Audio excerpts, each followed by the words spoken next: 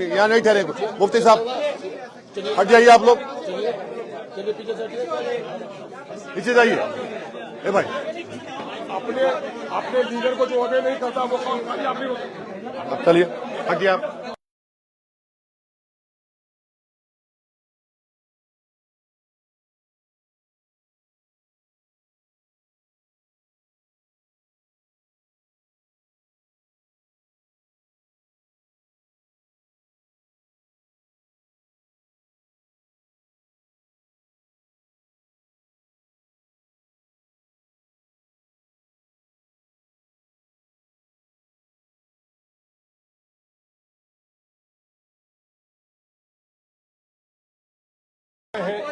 और जनाब बैरिस्टर अवैसी साहब और बिहार में एक ही जगह हाई कोर्ट था, यानी बिहार में 2 बेंच 4 रोजा दौरे पर आए हैं। अब रांची अलग। न्याय यात्रा सीमांचल में न्याय यात्रा के तहत आए हैं। ये कारवान इंसाफ है जो 2 दिन अपना मुकम्मल कर चुका है और 2 दिन बाकी है। आज बायसी और अमोर का दौरा होगा पूर्णिया जिला में, और कल इंशाअल्लाह कटिहार का दौरा होगा। दरअसल ये कारवान इंसाफ या न्याय यात्रा सीमांचल के साथ हो रही मुसलसल नाइंसाफी के खिलाफ है। सीमांचल के दलित, मुस्लिम और दूसरे समुदाय के लोग हैं जिनकी प्रति व्यक्ति आय कम है। सीमांचल में इंफ्रास्ट्रक्चर का डेवलपमेंट नहीं हुआ है, कल कारखाने नहीं लगे हैं। मोदी के सरकार में हो या उससे पहले के सरकार में हो, नीतीश के जमाने में हो, उससे पहले में हो, सब लोगों ने हमारा वोट लिया, हमारी वाजिब हिस्सेदारी किसी ने नहीं दी। उसके खिलाफ लड़ रहे हैं कि सीमांचल डेवलपमेंट काउंसिल बनाओ और यहाँ पर पूर्णिया में हाईकोर्ट का बेंच और डिफरेंट हमारे और मुतालबात हैं, उसको लेकर लड़ रहे हैं। दूसरा मामला है कि अक़लियतों के साथ पूरे मुल्क में जुल्म हो रहा है और बिहार में भी लोगों के साथ जुल्म हो रहा है, कत्ल हो रहा है। हम उसके इंसाफ के लिए उठे हैं। हम इसके इंसाफ के लिए भी उठे हैं कि जो पार्टियां अपने आप को सेकुलर कहती हैं और हमें सेकुलर वोटों के बिखराव का जिम्मेदार संभालती हैं, मैंने उनके सामने में प्रपोजल दिया कि सेकुलर वोटों को बिखरने मत दो और कम्युनल फोर्सेस के साथ मिलकर लड़ो, और उन्होंने भी हमारे प्रस्ताव को ठुकरा दिया। हम उसके खिलाफ भी जनता के सामने में इंसाफ के लिए आए हैं। ये इंसाफ यात्रा का मेन मोटो है। हम इस्तकबाल करते हैं अपनी सीमांचल की धरती पर अपने कौमी सदर जनाब बैरिस्टर अवैसी साहब का, और वो आपसे रूबरू है। सर कुछ पूछना है तो पूछ लीजिए, बारी बारी से बात। तो सर पहले आराम से आराम से आराम से। जो महागठबंधन को खत लिखा था, तेजस्वी यादव को आपने खत लिखा था 6 सीटों के दे लेते हुए हमें गठबंधन में शामिल करें, उसकी परिणति कहां तक पहुंची? देखिए, उसका बैकग्राउंड ये है कि बिहार के जो अपॉलिटिकल कई लोग हैं जो ये गलतफहमी का शिकार थे कि असदुद्दीन ओवैसी अलायंस नहीं चाहता है। पर्सनली मुझ पर एलिगेशन लगाया गया था, तो हमने अख्तर भाई से कहा कि ये लोग ऐसा कह रहे हैं तो आप उनसे ही लिखवा लीजिए, क्या लिख कर देना। तो बोले कि आप लेटर लिख दीजिए। हम बोले ठीक है, लिखते हैं लालू जी को। फिर उसके बाद लेटर लिख दिए। फिर बाद में उनके फर्जन ने कहा कि हमको नहीं मिला। हमको ताज्जुब हुआ क्योंकि पार्टी के फाउंडर वो हैं। तो हमने कहा ठीक है, उनको भी लिख दीजिए। उनको लिख दिए।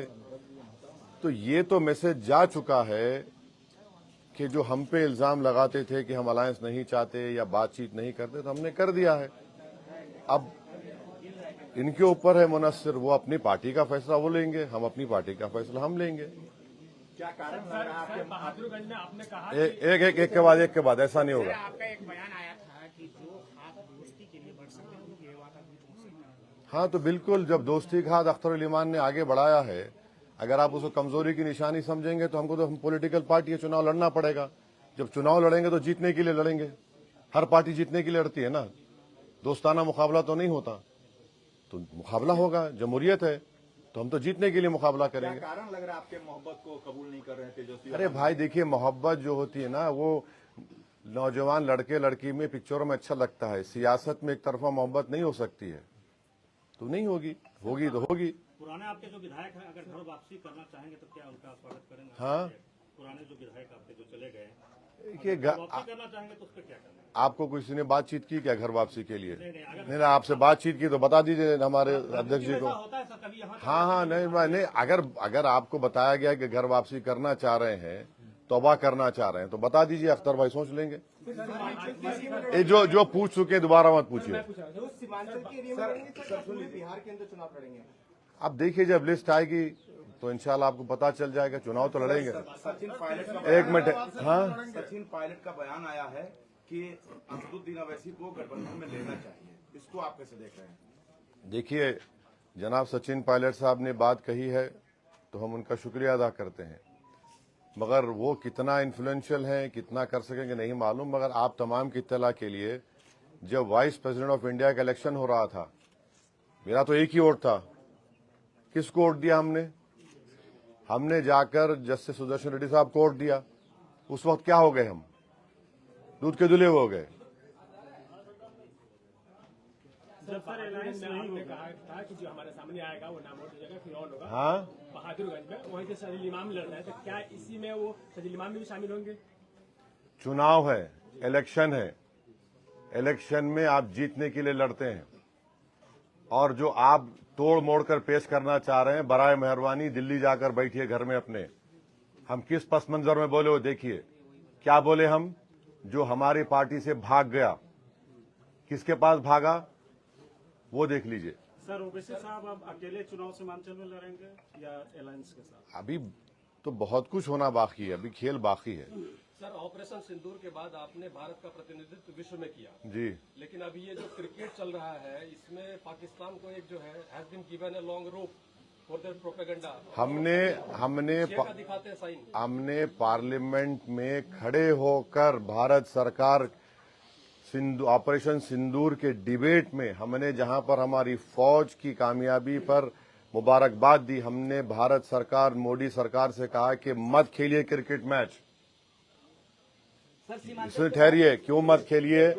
क्योंकि मोदी जी बहैसियत प्रधानमंत्री ने कहा कि पानी और खून एक साथ नहीं बह सकता, बातचीत और आतंकवाद एक साथ नहीं हो सकता। हमने पार्लियामेंट में खड़े होकर कहा कि आपका जमीर मर चुका है क्या? आप कैसा क्रिकेट मैच खेलेंगे उनके साथ? अगर हम ये एशिया कप नहीं खेलते या क्रिकेट मैच नहीं खेलते तो कोई आसमान तो सर से गिरने वाला नहीं है। हम जब पानी रोक रहे हैं 80%, और वो पानी का क्या है? Indus water treaty bilateral treaty है। तो बीजेपी जो जस्टिफिकेशन देती है कि हम बायलैटरल नहीं खेल रहे हैं, हम मल्टीलैटरल के, तो पानी क्यों रोक रहे हैं फिर आप? हमने ट्रेड क्यों बंद किया? डायरेक्ट इनडायरेक्ट ट्रेड हमने बंद कर दिया। पाकिस्तान के एयरक्राफ्ट हमारे इंडियन एयर स्पेस में नहीं आ सकते, उनकी कश्ती हमारे पानी में नहीं आ सकती। तो ये तो हिपोक्रेसी है, hypocrisy of the highest order है। बीसीसीआई को कितने पैसे मिलेंगे? 1000 करोड़, 1500 करोड़, 2000 करोड़? हम बीजेपी से पूछना चाह रहे, जो 26 लोगों को सर पर इसलिए गोली मारी गई आतंकवाद जो पाकिस्तान से आए थे कि वो हिंदू थे, तो 26 लोगों की जान की कीमत कितनी है बता दीजिए। हम 1000 करोड़ है, 2000 करोड़ है, 3000 करोड़ है, बता दीजिए देश को। सर सीमांचल में मुसलमानों के साथ और भी जो अकलियती तबका उसके साथ हमेशा नाइंसाफी होती रही है, आप इसको किस तरह देख रहे हैं? बिल्कुल नाइंसाफी हो रही है। प्रधानमंत्री आए यहां पर, घुसपैठी का जिक्र कर दिए, यहां पर ज्यादा आबादी बढ़ रही है। हम प्रधानमंत्री से एक रिक्वेस्ट करेंगे बड़े ही ह्यूमिलिटी के साथ कि जो आपकी मुंह बोली बहन बांग्लादेश से दिल्ली में आकर बैठी हुई है, उसको सीमांचल लाइए। हम प्रधानमंत्री को बताते हैं कहां जाता रास्ता बांग्लादेश का, वहां जाकर छोड़ दीजिए। और प्रधानमंत्री जो है, आप जाकर देखिए, एक बॉर्डर का इलाका जो है, आप वहां पर खड़े रहकर देखिए, बांग्लादेश का दिखता इलाका जहां पर चीन एयर स्ट्रिप बना रहा है, उसकी बात ही नहीं करते प्रधानमंत्री। पड़ोस नेपाल में पूरा तख्ता पलट दिया गया, उसकी बात ही नहीं करते। कैसे हो गया?